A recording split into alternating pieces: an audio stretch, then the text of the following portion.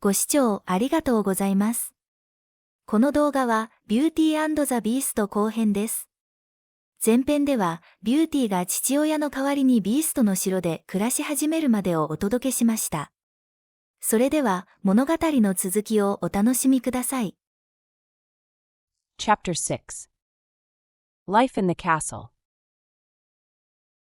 Several days passed, and Beauty slowly became accustomed to life in the castle. Every morning, a delicious breakfast was waiting for her. She spent her days reading in the library, walking through the gardens, and playing the beautiful musical instruments in the great hall. Although she never saw the castle's servants, everything she needed was always prepared for her. Each evening, the beast joined her for dinner. He spoke politely and listened carefully whenever Beauty shared her thoughts. Little by little, she began to feel comfortable in his company. One evening, the beast said, "Beauty, if there is anything you wish for, you have only to ask." Beauty smiled. "You have already given me more than I could have imagined." The beast seemed pleased by her answer. After dinner, he always asked the same question. "Beauty, will you marry me?" She always gave the same reply. "No, beast. I cannot." The beast never became angry. Instead, he simply bowed his head and said, "Good night, Beauty." As time passed, Beauty realized that the beast was wise, patient, and honest. Although she could not love him as a husband, she respected him greatly. One day, the beast showed her a magic mirror. "When you wish to see your family," he said, "look into this mirror." Beauty looked into it and saw her father sitting alone in his small house. He looked tired and unhappy. Beauty's eyes filled with tears. "I miss him very much," she said. The beast was silent for a moment. "Then you may visit him," he said at last. Beauty looked at him in surprise. "May I really go?" "Yes," the beast replied. "Stay with him for 1 week. But you must return before the 8th day." "I promise," Beauty said. The beast looked at her seriously. "If you do not return, I shall die of grief." Beauty was deeply moved by his words. "I will keep my promise," she said. The next morning, she prepared to leave the castle, looking forward to seeing her family once again. Chapter 7 A Promise Broken. The next morning, Beauty returned to her father's home. Her family welcomed her with great joy. "My dear Beauty," her father cried, "I have missed you every day." "I have missed you too, father," Beauty replied. She was happy to be home again. For several days, she enjoyed spending time with her father and brothers. They talked together, shared meals, and walked through the countryside. Her 2 elder sisters, however, were not pleased to see her happiness. "She lives in a magnificent castle," the eldest whispered. "And she wears beautiful clothes without asking for them," said the second. "We must make her stay longer," they said. "If she returns late, perhaps the beast will become angry with her." So the sisters pretended to be kind. "Please stay just 1 more day," they said. "We have missed you so much." Beauty remembered her promise to the beast. "I must return before the 8th day," she said. "But surely 1 more day will not matter," her sisters replied. Because her sisters begged her again and again, Beauty finally agreed to stay a little longer. That night, she had a terrible dream. She saw the beast lying alone in the castle garden. He looked weak and exhausted. "Beauty," he whispered, "you promised to return." She woke up immediately. "The beast!" she cried. She looked at the calendar and realized that the 8th day had already passed. I have broken my promise." Filled with deep regret, Beauty quickly took out the magic mirror and looked into it. "I wish to return to the castle at once," she said. In an instant, she found herself standing inside the castle. Everything was silent. She called for the beast, but no one answered. Fear filled her heart. She searched every room but could not find him. Then she remembered the garden where he often walked in the evening. She ran as fast as she could. At last, she found the beast lying beside the rose bushes. His eyes were closed, and he was breathing only faintly. Beauty fell to her knees beside him. "Beast," she cried, "please wake up." Slowly, the beast opened his eyes. "You came back," he whispered. "Of course I came back," Beauty said. "I am so sorry. I should never have broken my promise." The beast smiled weakly. "I thought you had forgotten me." "Never," Beauty replied. She gently held one of his great paws. At that moment, she realized how much he meant to her. Chapter 8. The Beast's Secret. Beauty gently held one of the beast's great paws. "Please do not leave me," she said. The beast looked at her with tired eyes. "I never wished to cause you sorrow," he whispered. "You never did," Beauty replied. "It was I who failed to keep my promise." The beast smiled faintly. "You have returned. That is enough." Beauty shook her head. "No, it is not enough." She looked into his eyes. "When I first came here, I was afraid of your appearance. But every day you treated me with kindness and respect. You never asked for anything except my friendship." The beast remained silent. Beauty continued. "I remember the first evening we shared dinner together. I was frightened, yet you spoke to me with gentle words." She smiled softly. "I remember the day you showed me your library. You knew how much I loved books, and you wanted me to feel at home." The beast quietly listened. "I remember the magic mirror you gave me. You allowed me to see my father whenever I wished." A tear rolled down Beauty's cheek.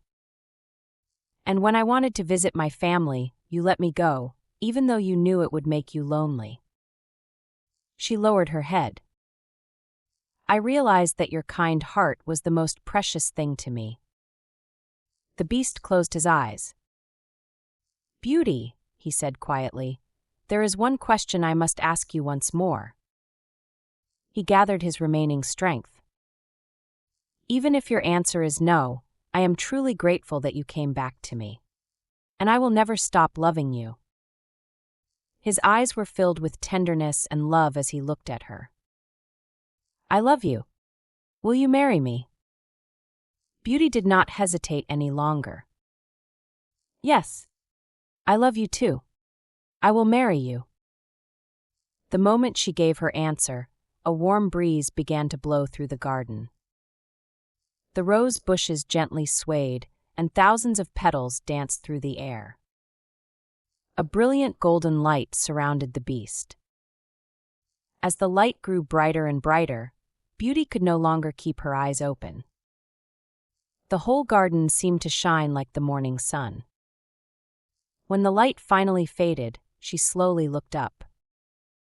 The beast was gone. Standing before her was a handsome young prince. Beauty stared at him in astonishment. "Who are you?" she asked. The young man smiled. "I am the beast." Beauty could hardly believe her eyes. "A powerful fairy placed a curse upon me," the prince explained. "Because I was proud and selfish, I was transformed into a beast. The spell could be broken only if someone loved me for my heart rather than my appearance." He looked at Beauty with gratitude. "You have broken the curse." Beauty smiled. I did not fall in love with a prince.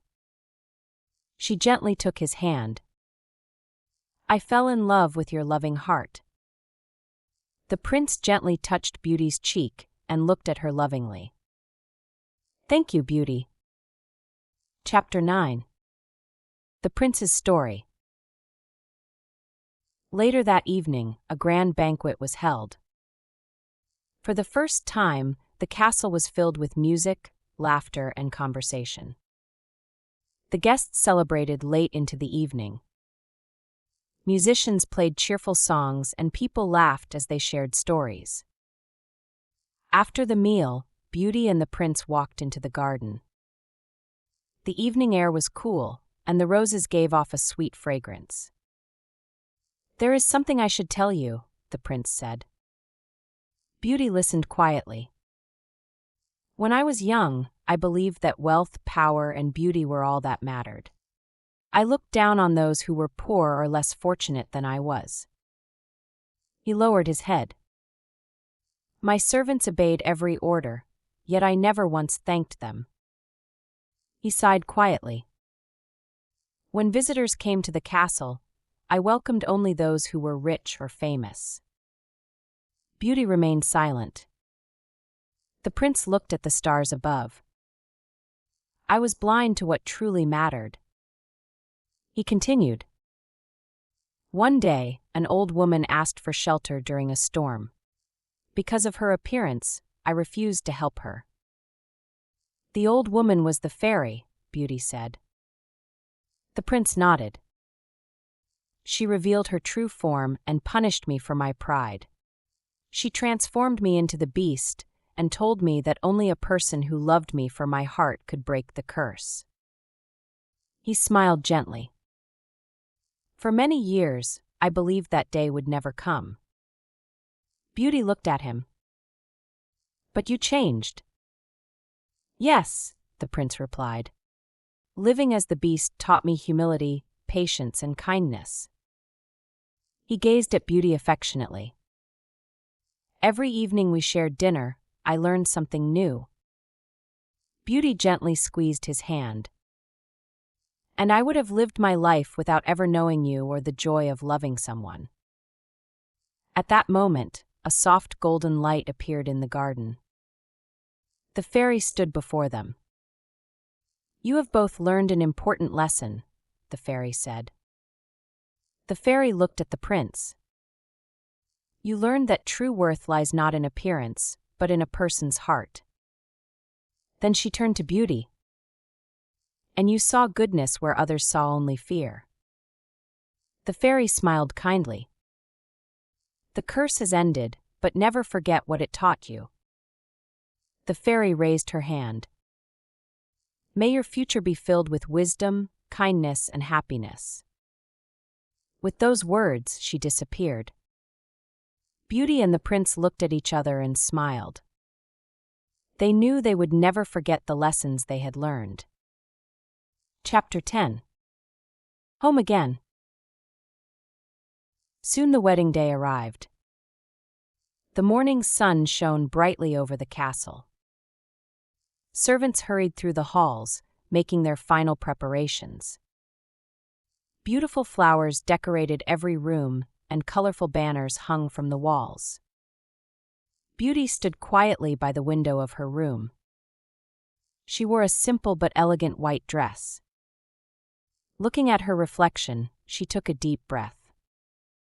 A gentle knock came at the door. Her father entered the room. He simply smiled warmly and said nothing for a while. Then at last he spoke. My dear, you really look like your mother. When I look at you, I remember the day I married her. You were once my little beauty, but now you have become such a beautiful young woman. I hope you will always be happy, he said. Beauty felt tears fill her eyes. Thank you, father. He gently took her hands. I have always been proud of you. Your kindness has brought you to this day. Beauty wiped away her tears and smiled. Together they walked toward the great hall. Family and friends gathered there to celebrate. The musicians began to play as Beauty entered. Everyone turned to watch her. The moment the prince saw her, he blushed and smiled warmly. He also seemed a little nervous. She walked slowly toward him with her father beside her. When they reached the front of the hall, her father gently placed Beauty's hand into the prince's. "Please take good care of my daughter," he said. The prince straightened his posture, looked at her father with sincere eyes, and nodded. Then he said, "I promise to cherish her with all my heart for the rest of my life." Beauty's face was hidden beneath her veil, so the prince could not see it. Even so, he knew she was smiling happily. The prince gently took her hand. "I promise to love you, support you, and stay by your side for the rest of my life." Beauty nodded. "And I promise to trust you, support you, and walk beside you wherever life may lead us." They exchanged their vows and promised to remain together for the rest of their lives. The hall filled with joyful applause. Later that evening, the celebration continued with music and dancing. The prince invited Beauty to the center of the hall.